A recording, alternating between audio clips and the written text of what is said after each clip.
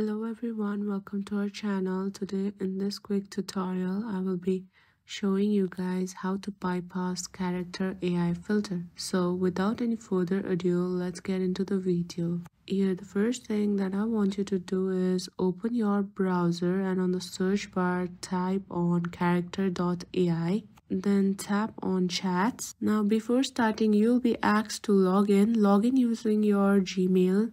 After logging in, tap on the chats icon and there you will have a variety of AI characters. Choose on any one that you prefer.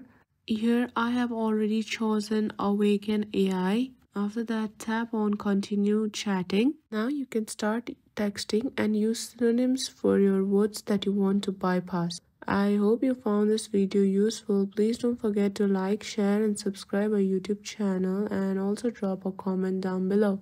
Thank you for watching.